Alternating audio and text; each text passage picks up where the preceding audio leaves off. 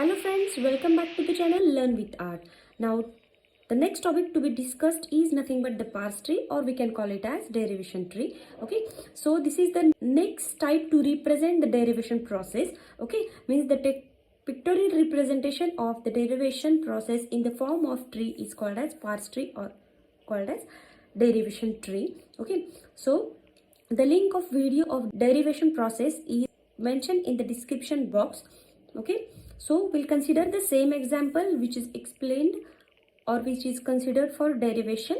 Okay, so first we will see what are the rules or how we can use these rules to represent the parse tree. Okay, first rule is what? Root node is always a start symbol. Root of the parse tree is always a start symbol of a CFG.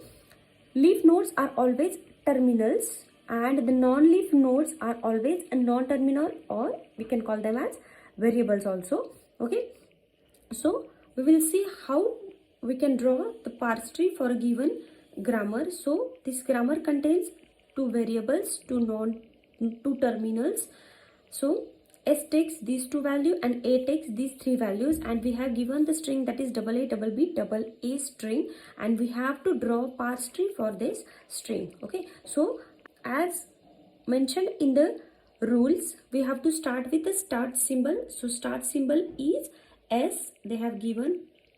So S is a root of the parse tree, and we will make it as circled because nodes are represented in the circle in the form of tree. Okay, now for getting this AA string, we should replace this S by this or this value, but if we replace this S by this value, then we couldn't get the string AA string. So I'll replace this S by AAS. Okay, so AAS.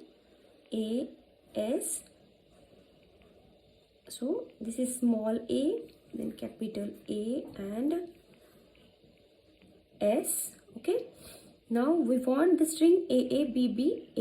So A is already there, so now I can replace this A by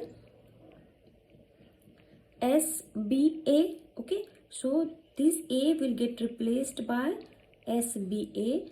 So this will have the three children, that is S, then B and A. Okay, here we have the fourth rule, that is if we concatenate all the leaves, or we can call that as leaf nodes, from left to right forms a string called as a yield of a tree, and that is nothing but the final string of terminals only. Okay, so for that purpose we have to scan the tree from left to right. Okay, so this is already terminal, so A is there, means this A we have got. Okay, now say for getting second A, we should replace this S by A. Okay, so I will replace this S by A. Now we have B here. This is small b, means it is a terminal. We couldn't replace the terminal symbols. Okay, now next we want, means half of the string is received, AAB string is received. Okay, now we want BAA. Okay, so I'll replace this A by BA. Okay, so this A will have two children, that is B and A. Okay, now I have got A, B, B, A, and last we have remained with only A. So this S will replaced by A, and this is having only single child. Okay, now if we concatenate all the leaves from left to right, okay, so if we concatenate all the leaves, okay, all the leaves,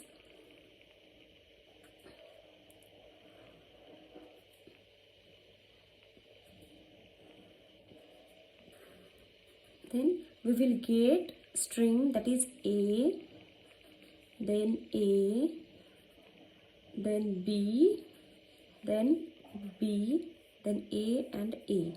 Okay, so here we have got the string AA, BB, AA string. Okay, so this string is derived from start symbol, and this is called as a derivation tree. Okay, so here we can see that this is a root node. It is always a start symbol, and if we observe, these are the intermediate nodes. Okay, so I double circle them. Okay, so these are intermediate nodes, and these are nothing but the non-terminal symbols only. Okay, root is again intermediate node. Okay, so that's why this is also a non-terminal symbol, and these are the leaf nodes. Okay, so 1 2 3 4 5 6, these are the leaf nodes. These are always terminal symbols.